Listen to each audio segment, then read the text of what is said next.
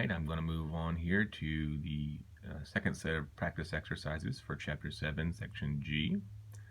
I'm going to start with problem number 1 in this set. And it tells me, again, I'm looking to test arguments for validity or invalidity.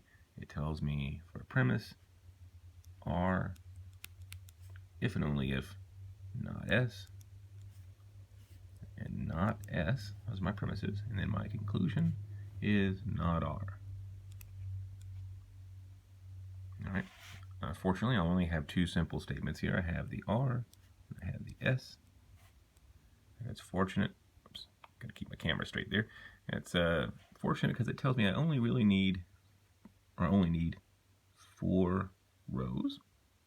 So true, true, false, false, true, false, true, false. Now I'm just going to write down my statements here. Premise R, triple bar, not S. Apologize for the wavy line there, but sometimes I get a little sloppy. And the second premise is not S. Okay. And the conclusion is not R. Just looking at it, I can tell you this seems to make a lot of sense actually as an argument. This first statement tells me, does not make a lot of sense as an argument. I misread the argument. It tells me that R has the same truth value as not S. Since this tells me that not S is true, well then R should be true, right? If the argument worked. But its conclusion here is not R, so it seems like that's going to be a problem. So let's just see it. Okay, I'm going to write down the truth values for R. True, true, false, false, true, true, false, false. And then for S, true, false, true, false, true, false, true, false.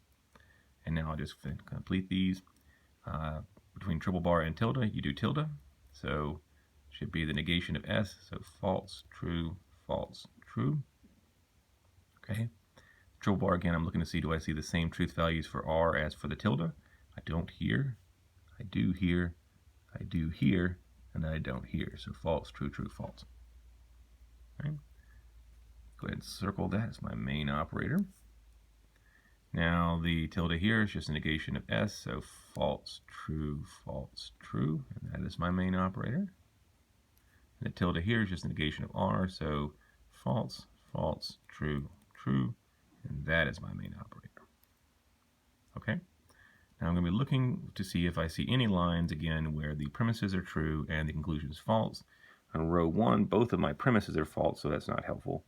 On row 2, my first premise is true, my second premise is true, and my conclusion is false. So check that off, and I now know the argument is invalid. All right? Just for completion's sake, I'll look at the other premises here. I have a true, but I have a false for the second premise, so that doesn't help. And here I have a false for the first premise, so that doesn't help either.